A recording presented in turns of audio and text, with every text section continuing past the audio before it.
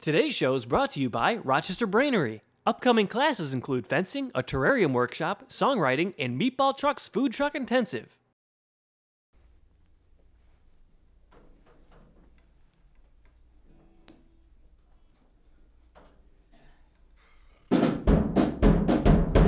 It's Rochester Live! Today on the show, comedian Malcolm Whitfield, Kevin McCann from McCann's Local Meats, and as always, your host, Ron Ferrara.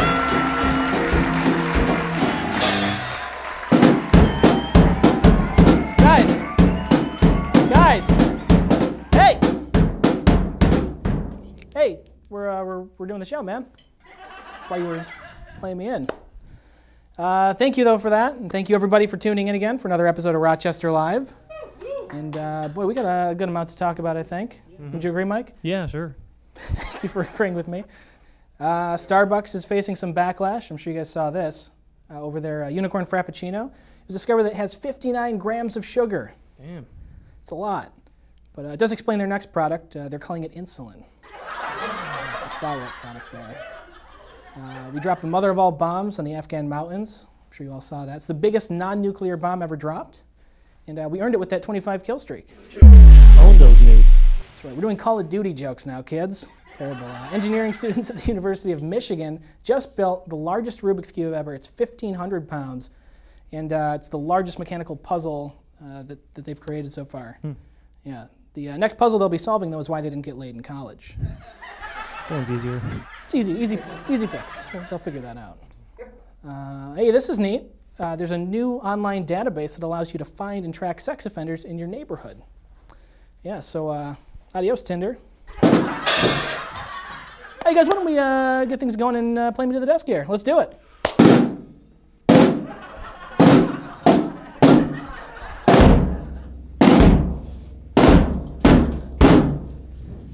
That was super grim. I don't know why you did that, but Mike, what's new with you, man? How's things going? Why does everything got to be new with me? Well, like I'm just every week. It's a lot of pressure. I'm just asking you how it's going. You know, this is where we usually catch up. Like my weekly rundown. Well, let me see. Monday, I went to the hospital because I ate too many rice because apparently you're supposed to cook it or something. Mike, that's not what we're doing. Boring. Tuesday, Mike, the FBI turned my internet back on. Mike, we don't care about your day to day. Wednesday, God, what happened? Forget it, Mike. Okay. Genesee River Boys, how are things with you? Genesee River Boys, what's going on with you, man? Mike, will you say something to him? Something. Good one. Oh, you can hear him, but you can't hear me? Is that what's going on? Hello? I'm talking to you. Hey! Wow. Oh, I see. That's real funny, guys. Real funny. Let's just get on with the show and bring out our first guest. Will you please play out comedian Malcolm Whitfield? Welcome, Malcolm, to the Rochester Live fam. Welcome, Malcolm. I hope nothing happens to your hand. Hey. Well. Very cool. Let me get one time. Hit me 2 times. I've always wanted to do that. It feels good, doesn't it? Yeah. I didn't want to usurp the thing that you were doing. No, it's that. fine. We didn't do it today, so you get one use a show. Got it. Yeah. You got it. Totally understand. Don't ever do that again, though. That's fair. But thank you for coming on. Thank you for having me. It's we're super pumped. Now, you are a local stand-up comedian. I am. I am a local stand-up comedian. That is what I actually just got some business cards that say. Well, I took local out because then people won't know where I am. So, but I did get some. I made some business cards and I put a fake Mark Twain quote on it. It says, Malcolm Whitfield is the future of American comedy, Mark Twain. And like I printed those up and then I immediately hated that I said that. And then I got the business cards. It's I'm like, pretty good. That's not that bad. That's pretty good. It's kind of funny. Sure. Do most comedians do that? Do they have business cards? Is that a thing? I wouldn't say most. I know a lot of the ones. I started traveling a little bit more though, and I remember some of the comics I was on the show with. They had business cards and merch and everything. And I was like, I would never do that. I'm not gonna sell out. But like then after the show, like people are coming up like, oh, I want to hire you, or like, do you have business cards, or do you have T-shirts? And I'd be like, oh no. They're like, well, you should get them. And I started feeling left feeling out. a little like an idiot. I still don't have any merch or anything because I don't have any like catchphrases or anything in my stand-up. Even though I've been workshopping a few just in my day-to-day. Who that old lady? Like that's the one I'm trying for today. I'm not sure. Yeah, I don't think that's gonna work. I like it. Yeah, especially since I don't know where to apply it. Where that goes into a joke. It's like I would have to build a joke around it, well, I think. What kind of jokes do you do? Is it a lot of like experiential or observational? I mean, I wouldn't say experiential. Well, I guess maybe it is. Experience of like a weird black kid, I guess is what I'm dealing with. I did a lot of, growing up. We've all been there. we've all grown up before. We've all been a young black kid.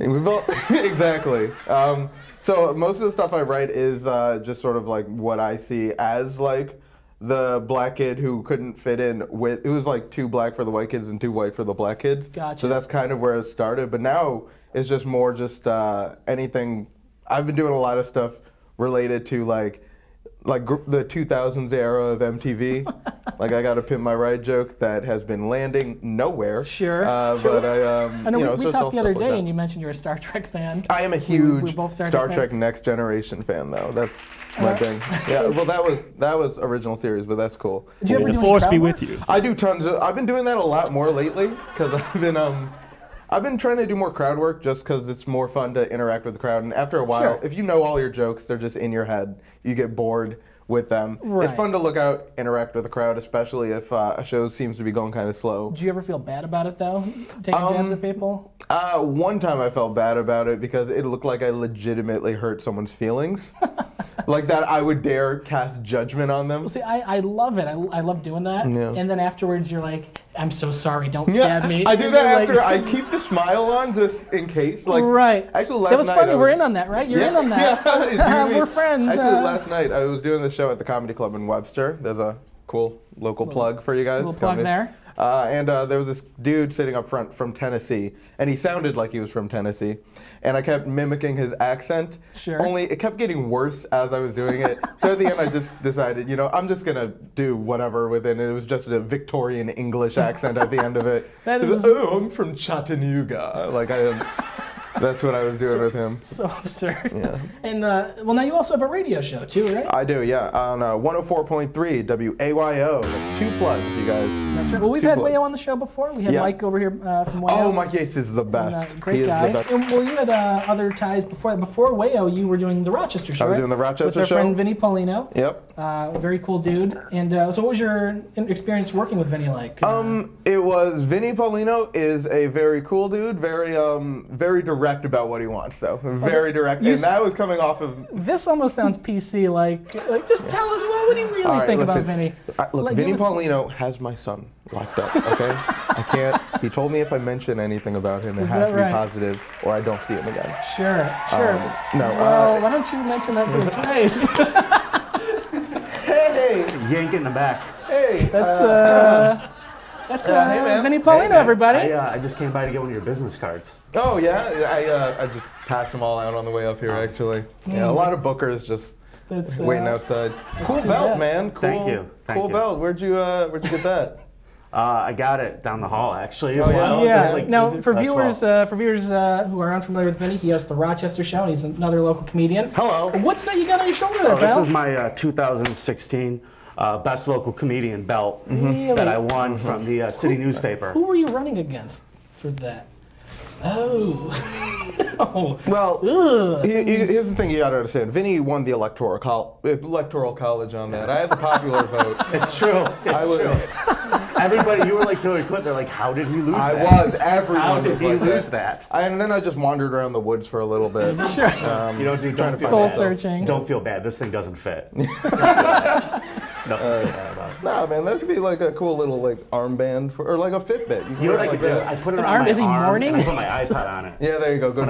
For when you walk around. Yeah. Right, you're walking when you roll around Wegmans. Why am I here? Wow. Wow. Well, this you also won an award too, right? The Photo City Award. Oh yeah, no, it was that was some improv, other competition. Yeah. It was another stand-up competition I did at Photo City, and it was really cool. And that was like last year, actually. Sure. And I don't know why, but for some reason that started popping up on my news feed again.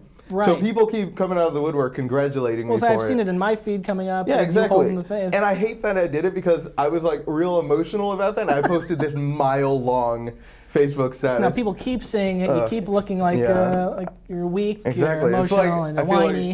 I feel like I won like an MVP thing, but it's just a competition. You know, I win competitions all the time, so it's like I can't even keep track. Yeah, me too. I actually at the mic that was at Boulder, we would always have that bucket, and I remember. Oh, is that sore? Can we? Now, for the viewers that don't know what we're talking about, you guys both have done the Boulder Open mic. Yeah, that's right. Mm-hmm. Both hosts. Both hosts. We were. Have you dual hosted? Have you hosted the same night? Hell no. No, I came. I was like next generation. Oh, of okay. That. And then they. Back to the Star Trek days. Exactly. He was next generation. Then I was next generation. You were next. Yeah. You've taken it back. No, I have not.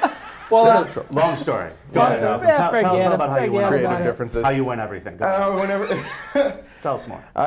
So back when we were doing it, I remember there would be specific days where I would definitely need a little bit of money, and that's when I would go to Boulder and just whip out all the A material I had, just praying for whatever was in the tip jar. Sure. That you would win at the end of the night if you did good, and so I'd walk out $7 richer. I love that the yellow light that comes on is the same as the yellow light in your dashboard, showing that you're out of gas. Exactly. Oh, it's just a reminder. I'm struggling. It's time to get to Boulder. Yeah. Now, the band, I think, has some questions. Mike, you have a question for Malcolm? Oh, yeah. So, I don't know. When you're losing a crowd like Ron usually does, like, how do you recover from something like that? He doesn't know. No, I just sort of cry a little bit. Hope someone takes pity on me. Oh, it's the same as Ron. When I lose a crowd, that's usually when I don't know. For me, I just get louder and more animated, hoping that the physical aspect reels them in a little bit. I feel like when I'm on stage, That's a great tip for everybody. Just start yelling, make people pay attention to you. Tap dance, soft shit, whatever you had to do. Yeah, Sure. I do a little shuck and jive. Okay. For you. We're going to take a break for a moment here. We're going to go and see our old friends at McCann's Local Meats. Take a look at this interview. Hey folks, today we're at McCann's Local Meats where we're about to get hog wild. Let's check it out.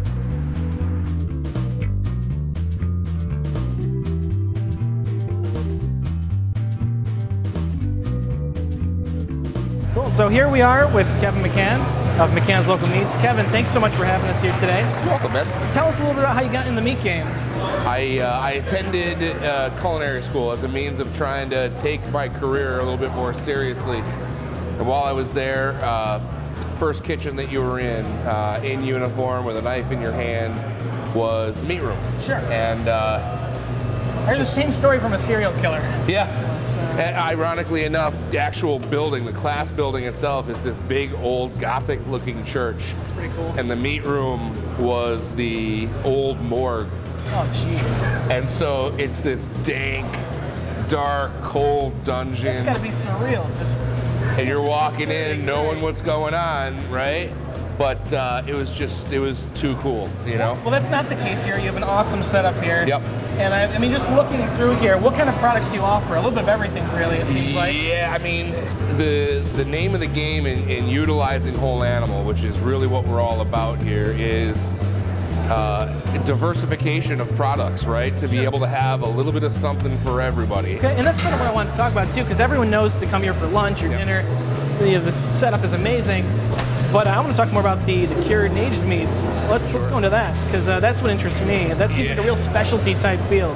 Yeah, there's nobody in Rochester who's really doing what we do on that level, that's for sure. So this is the drying chamber, right? So after meat has been cured, in the case of the whole muscle, after it's been cured and then tied, it then goes in here, hangs for a period of time to slowly dry out. This is where the science really factors in.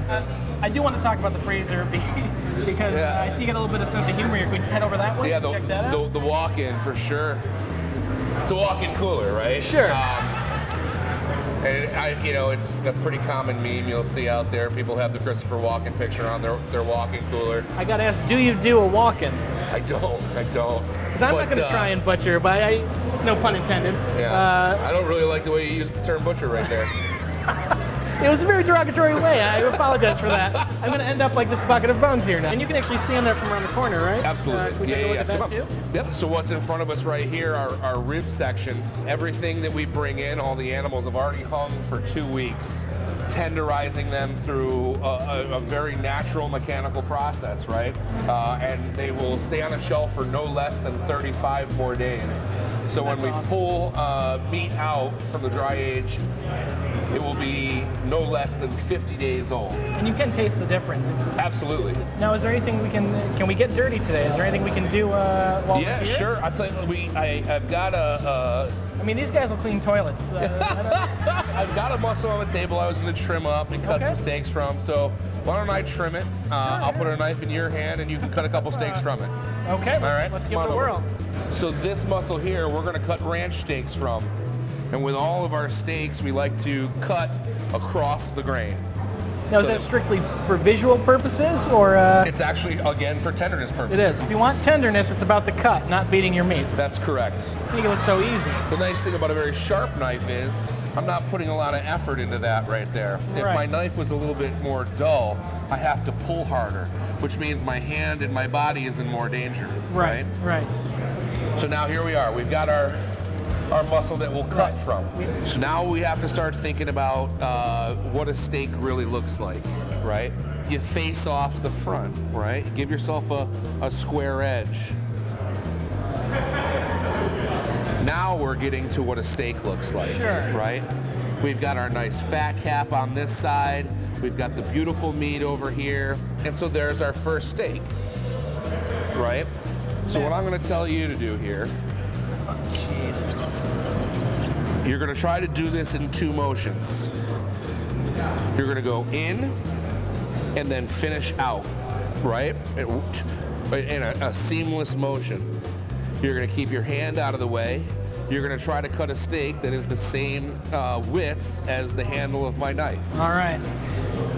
So, we're say about yay? Yeah, sure. That is a sharp knife. That's pulling right through.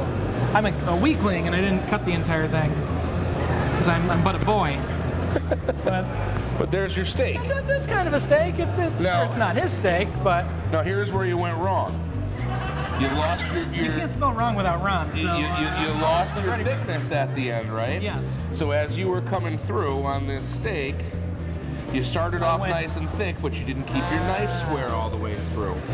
Now, again, so this is where the teaching of my coming out of the crew's budget. I hope you know that. If I was gonna, for me to be able to sell this now, I have to come back here and I've got to cut that off. I came here to promote you and I've now devalued your business. Now I've got an 8-ounce steak and 2 ounces of trim that I'm going to only sell for 7. Sure. Right? So that's also, again, why we have the variety of products that we do.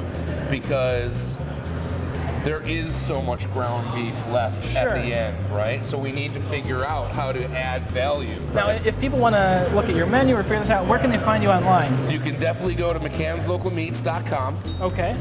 You guys are on Facebook? We're on Facebook, we're on Instagram, we're on Twitter. You can find us all over on that. Look at this. Perfect. Oh my God, that looks good. Right. You are truly a brilliant man. You know your stuff. We invite everybody to come check these guys out because you're putting love and care not just into the meat but into the customers as well. Thank you so much for having us here today. You got it, man. It's fantastic. Thanks for coming out. Thank you so much. Back to you guys.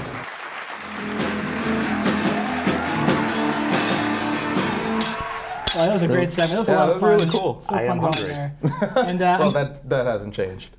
All right, Malcolm. Well, I'm glad he taught me those knife skills because we have a tradition here with local comedians.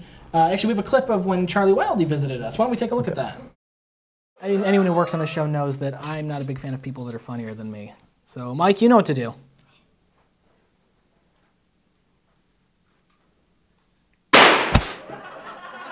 So, unfortunately, Malcolm, for you, that tradition still stands. Wait, so... Why are you standing there? Oh, no! Nobody! Help! He was a bad place! Please help!